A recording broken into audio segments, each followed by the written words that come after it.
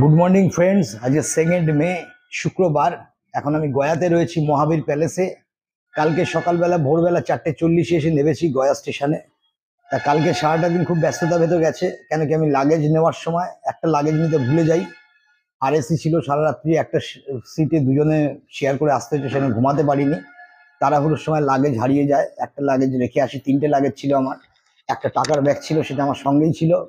তার সঙ্গে একটা ট্রলি ব্যাগ ছিল, আর একটা কিডস ব্যাগ ছিল পিঠে দেবে, সেটা রেখে চলে আসি। পিঠের ব্যাগটা, তার ভেতর অনেক প্রয়োজনীয় জিনিস ছিল, মোবাইল ছিল, ছিল, স্ট্যান্ড ছিল, এবং আমার পাওয়ার ব্যাংক ছিল, টাকা পয়সা ছিল, অনেক কিছুই ছিল। যাই হোক, চলে আসি। চলে এসে তখন আমি বুঝতে পারিনি। 4:40 নাবি, নেবে 1 কাপ চা খাই, সেখান থেকে অটো করে এইতে চলে আসি, আপনার হোটেলে চলে আসি। হোটেলে চলে আসার পরে সেখানে হোটেলে চলে আসার পর যখন জল খেতে যাই, তখন দেখি যে একটা ব্যাগ আনিনি। তারপর কি করব, কোনো রকমে আমার লাগেজ ট্রলিটা রেখে দিয়ে সেখান থেকে তারপর সঙ্গে সঙ্গে আবার চলে যাই। গিয়ে এতে যাই আরপিএফ অফিসে। আরপিএফ অফিস বলে যে না, এই অফিস না, ওই অফিস যান। ওইখানে গেলাম, যাওয়ার পর তারা বললো যে না, 139-এ কল করতে হবে।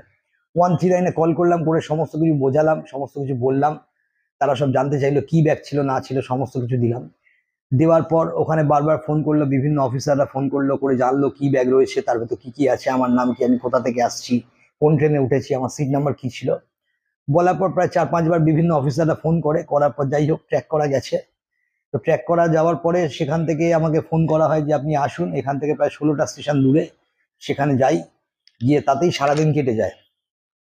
বেশ কিছু টাকা গাড়ি ভাড়া খরচা হয়। তো অফিসাররা খুব ভালো, আমার ব্যাগ ফিরিয়ে দিয়েছেন, এবং ব্যাগের সমস্ত কিছু যা ছিল সমস্ত কিছুই রয়েছে। তার জন্য আরপিএফকে ধন্যবাদ জানাই, ইন্ডিয়ান রেলকে ধন্যবাদ জানাই। খুব ভালো। এখন আমি মহাবীর প্যালেসে রয়েছি। মহাবীর প্যালেসে এখন রুম পরিষ্কার হচ্ছে। সকালবেলা উঠে সারাদিনের জামা কাপড় রয়েছে, সেগুলো সব কাচলাম, আপনাদের দেখাচ্ছি দেখুন।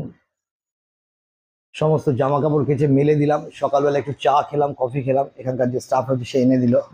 এখন রুম ক্লিন হচ্ছে, মাসি রুম ক্লিন করছে সমস্ত। রুমটা দেখাই আপনাদের। এই হচ্ছে বেড, এখান থেকে এই দেখুন, এটা হচ্ছে একটা জানলা আছে, জানলা দিয়ে বাইরের দৃশ্য দেখা যায়, ভালোই পরিষ্কার পরিচ্ছন্ন। আমি জামা কাপড় কেচে দিয়েছি, পয়েন্টস রয়েছে সাফিসিয়েন্ট। এখানে কুলার রয়েছে একটা, ওখানে আমার লাগেজ রয়েছে, সমস্ত টুপি।